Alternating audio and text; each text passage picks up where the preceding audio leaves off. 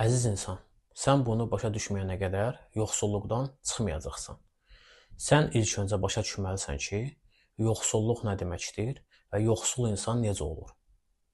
Bunu ətraflı şəkildə özünə izah eləməlisən. Yəni yoxsul olmaq istəmədiyim və sevmədiyim işdə işləmək, istədiyim şeyləri ala bilməmək, istədiyim geyimi ala bilməmək, istədiyim maşını sürə bilməmək, istədiyim evdə qala bilməmək, istədiyim ölkəyə gedə bilməmək və istədiyim işlərlə məşğul ola bilməmək. Bütün bu neqativ, əlçatılmaz şeyləri başa düşməlisən, dərk eləməlisən ki, yoxsulluq nə deməkdir.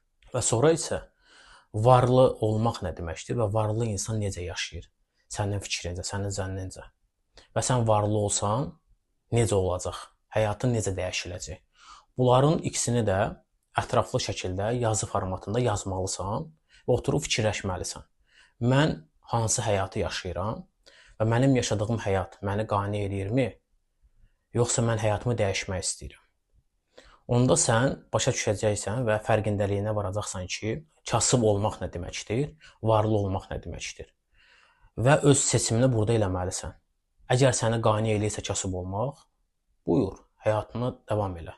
Əgər sən yoxsul və kasıb olmaq istəmirsənsə, varlı olmaq sənə sevinc gətirəcəksə, halbuki varlı olmaq sənə sevinc gətirəcəksə, onda sən qarşına məqsəd qoymalısan və məqsəd yönlü hərəkət etməlisən ki, mən 1 il və ya 2 il ərzində ayda 5000 manat, 10000 manat sənin üçün varlı olmaq nə deməkdir, o qədər pul qazanacam.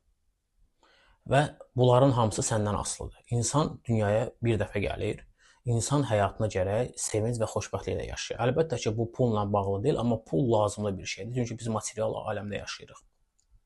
Amma varlı olanda da insan gərək normal yolla varlı ola, dələduzluqla məşğul olmaya, maşennik olmaya, halal yollarla qazana və qazandığından fəqir insanlara da pul xərcləyə, kömək eləyə. Çünki Allah Quran-Kərimdə belə buyurub ki, biz bəzilərini varlı yaratdıq, bəzilərini isə kasıb yaratdıq. Və varlı insanlar kasıblara kömək eləməlidirlər, sədaqə verməlidirlər. Sən bunları başa düşüb dərk eləyəndən sonra isə məqsədyönlü şəkildə hərəkət eləyəndən sonra sən həyatın dəyişiləcək və varlı olandan sonra isə Allahın izni ilə sən xoşbəxt həyat yaşayacaqsan. İstədiyin işlə məşğul olacaqsan, istədiyin işlə məşğul olacaqsan, istədiyin ölkədə yaşayacaqsan və istədiyin məhsullara, əşyalara və maşın, evlərə sahib ola biləcəksən və istədiyin ölkədə də yaşaya biləcəksən.